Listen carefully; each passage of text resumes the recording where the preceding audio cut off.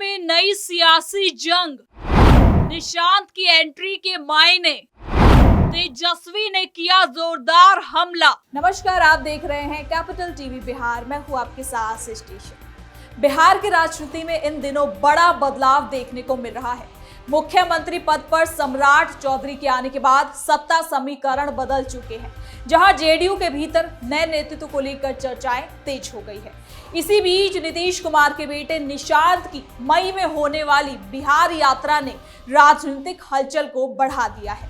दूसरी ओर विधानसभा में floor test के दौरान नेता प्रतिपक्ष तेजस्वी यादव ने सम्राट चौधरी सरकार पर तीखा हमला बोला है। उन्होंने कहा कि जनता ने वोट किसी को दिया, चेहरे के नाम पर किसी और के दिए, लेकिन मुख्यमंत्री कोई और बना दिया गया। तेजस्वी ने आरोप लगाया कि बीजेपी ने नीतीश कुमार को किनारे कर दिया है। कुल मिलाकर वार पलटवार का जो सिलसिला है, जो स्थिति है, इस वक्त बिहार में देखने को मिल रही है। तो चलिए जरा विस्तार से जानते हैं क्या है ये पूरी खबर। बिहार में नई सियासी बिसात, निशांत की एंट्री के संकेत, फ्लोर टेस्ट में तेजस्वी का हमला और बदलते समीकरण। बिहार की राजनीति एक बार फिर बड़े बदलावों के दौर से गुजर रही है। सत्ता परिवर्तन के बाद राज्य की सियासत में कई नए समीकरण और सवाल खड़े हो चुके हैं। मुख्यमंत्री पद पर सम्राट चौधरी की ताजपोशी के बाद जहां भारतीय जनता पार्टी पहली बार बिहार में प्रमुख नेतृत्व की भूमिका में दिखाई दे रही है, वहीं जनता दल यूनाइटेड के भीतर भी भविष्य के विजन को लेकर हलचल तेज हो गई है। इसी बीच नीतीश कुमार के बेटे निशांत कुमार की मई में होने वाली बिहार यात्रा ने राजनीतिक चर्चाओं को नया मोड़ दे दिया है। दूसरी तरफ विधानसभा में फ्लोर टेस्ट के दौरान नेता प्रतिपक्ष तेजस्वी यादव ने सरकार और बीजेपी पर तीखा हमला बोलते हुए कहा, इस बदलाव को जनादेश के खिलाफ बताया। इन घटनाओं ने ये साफ कर दिया है कि बिहार में राजनीति अब सिर्फ सरकार चलाने तक सीमित नहीं है, बल्कि अगले दौर की सत्ता की तैयारी में जुट चुकी है।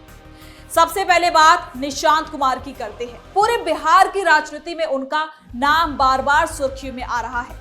अब तक जनता और राजनीतिक दुनिया से दूर रहने वाले निशांत कुमार पिता नीतीश कुमार के राज्यसभा जाने के बाद जेडीयू को संभालते हुए नजर आ रहे हैं। ऐसे में 3 मई से बिहार यात्रा शुरू कर सकते हैं। इस यात्रा की शुरुआत पश्चिमी चंपारण से होने की संभावना भी जताई जा रही है, क्योंकि चंपारण का नाम बिहार और देश की राजनीति में एक खास स्थान पर है और यही वजह है कि इस यात्रा की शुरुआत को साधारण राजनीतिक कार्यक्रम नहीं माना जा रहा, बल्कि इसे सुनियोजित सियासी संदेश के तौर पर देखा जा रहा है। क्योंकि चंपारण से यात्रा शुरू करना निशांत के लिए सिर्फ संयोग नहीं, बल्कि राजनीतिक प्रयोग भी माना जा रहा है, क्योंकि निशांत कुमार अपने पिता के राजनीतिक मॉडल को ही आगे बढ़ाने की कोशिश कर रहे हैं। नीतीश कुमार लंबे समय तक यात्रा के जरिए सीधे जनता से जुड़ते रहे हैं और अब निशांत कुमार भी उसी रास्ते पर चल रहे हैं। यात्रा के 1 महीने गुजरने के बाद निशांत के सियासी भविष्य का रोल भी खुलकर सामने आ सकेगा। निशांत यात्रा से तैयार करेंगे पावर ग्राउंड। आपको बता दें कि निशांत कुमार यात्रा के दौरान पंचायत, प्रखंड और जिला स्तर के पदाधिकारियों से मुलाकात करेंगे और संगठन की जमीनी हकीकत को समझने की कोशिश करेंगे। बताया जा रहा है कि यात्रा 3 से 4 महीने तक चलेगी, जिससे उन्हें पूरे राज्य में संगठन की स्थिति को जानने का अनुभव भी मिल सकता है। इसीलिए ये यात्रा उनके लिए पावर से पहले ग्राउंड तैयार करने की रणनीति के तौर में भी देखा जा रहा है।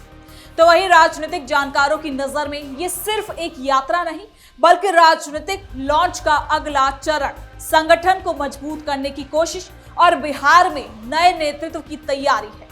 नीतीश कुमार ने पिछली कई दशकों में देश प्रदेश की राजनीति में अपनी जो खास भूमिका बनाई है, निशांत कुमार उसे ही आगे बढ़ाने की तैयारी कर रहे हैं। जून होगा निशांत के राजनीति का डिसाइडर। आपको बता दें कि नीतीश कुमार के सीएम पद से इस्तीफा देने के बाद से ये चर्चाएं चल रही थी कि निशांत कुमार को बिहार सरकार में कोई बड़ा पद मिल सकता है। सम्राट चौधरी में डिप्टी सीएम बनाने के भी कयास लगाए जा रहे थे, जिसके लिए वो तैयार नहीं हुए। निशांत ने फिलहाल सरकार में कोई जिम्मेदारी लेने से ही मना कर दिया। पहले संगठन पर फोकस करेंगे निशांत कुमार जिस तरह से कोई पद लेने से पहले यात्रा को शुरू कर रहे हैं, उससे राजनीतिक प्लान को बहुत आसानी से समझा जा सकता है। सत्ता के बजाय संगठन शक्ति पर भरोसा, निशांत का मानना है कि अगर जनता के बीच सीधे पैठ बना ली जाए तो सत्ता खुद ब खुद कदम चूमेगी। चंपारण से शुरुआत करना ये बताता है कि वो अपने पिता के उसी गांधीवादी और विकासवादी मॉडल 2.0 में पेश खुद को करने जा रहे हैं। आपको बता दें, नीतीश कुमार की नक्शे कदम पर चलते हुए निशांत कुमार 3 से 4 महीने तक बिहार के अलग अलग इलाके की यात्रा करेंगे। जेडीयू के एक वरिष्ठ नेता ने भी कहा है कि निशांत पार्टी का भविष्य है और आने वाले समय में उनकी भूमिका बेहद खास हो सकती है। ऐसे में सरकार और संगठन में किसी पद को लेने से पहले अपनी सियासी जमीन को तैयार करने का प्लान बना चुके हैं। सम्राट सरकार पर तेजस्वी का हमला, फ्लोर टेस्ट में गरजी विपक्ष की आवाज। दूसरी ओर विधानसभा में नई सरकार को विश्वास मत हासिल करना था। मुख्यमंत्री सम्राट चौधरी की अगुवाई में बनी सरकार के लिए ये पहला बड़ा राजनीतिक इम्तिहान था। सत्ता पक्ष के लिए ये संख्या बल साबित करने का मौका था, जबकि विपक्ष इसे सरकार की वैधता पर सवाल उठाने का मंच बना रहा था। फ्लोर टेस्ट से पहले माहौल गर्मा चुका था। आपको बता दें कि सदन की कार्रवाई शुरू होने से पहले सम्राट चौधरी और नेता प्रतिपक्ष तेजस्वी यादव ने एक दूसरे का अभिवादन भी किया। जहां सदन में चर्चा के दौरान तेजस्वी ने कहा कि विधानसभा चुनाव के समय जनता दल यूनाइटेड के नेता दावा करते थे कि नीतीश कुमार ही मुख्यमंत्री रहेंगे, लेकिन बीजेपी ने उन्हें पद से हटा दिया, पद पर नहीं रहने दिया। तेजस्वी यादव ने कहा कि चुनाव के समय हमने देखा कि जेडीयू के नेता कहते थे कि 25 से 30 फिर से नीतीश, लेकिन हमने पहले ही कहा था कि बीजेपी के लोग नीतीश जी को मुख्यमंत्री की कुर्सी पर नहीं रहने देंगे, और वही हुआ। नीतीश जी को अब फिनिश कर दिया गया है। इनका सत्र रखा जाए। अगर पहले से भाजपा अपना तय कर देती कि भाई उनका मुख्यमंत्री होगा, लेकिन चुनाव के समय महोदय हम सब लोगों ने देखा कि जदयू के लोग जो है नारा लगाते थे 2025 से 30 फिर से नीतीश। बट वाकई में महोदय चुनाव में हम लोग भी घूम के बोला करते थे कि ऐसा नौबत नहीं आएगा। हम लोग जानते थे कि भाजपा के लोग जो है नीतीश कुमार जी को मुख्यमंत्री नहीं रहने देंगे, और वही हुआ है महोदय। जो 25 से 30 का नारा था, इन्होंने तो नीतीश जी को फिनिश कर दिया महोदय 25 से 30 में। और महोदय ताजुब की बात है कि किसी भी सरकार को विकास के शांति बनाए रखें।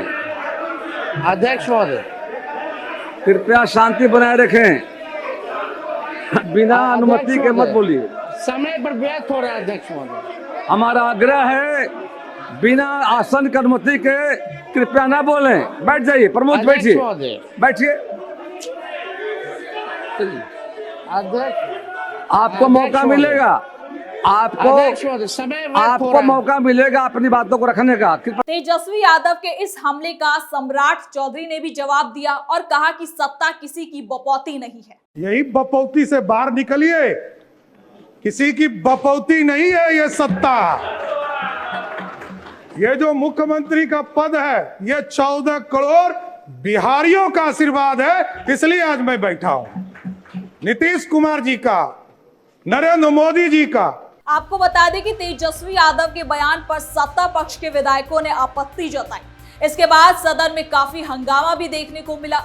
अगर देखा जाए तो तेजस्वी यादव भी इस दौर को अपने लिए अवसर मान रहे हैं। वो खुद को विपक्ष के सबसे बड़े चेहरे के रूप में स्थापित करना चाहते हैं।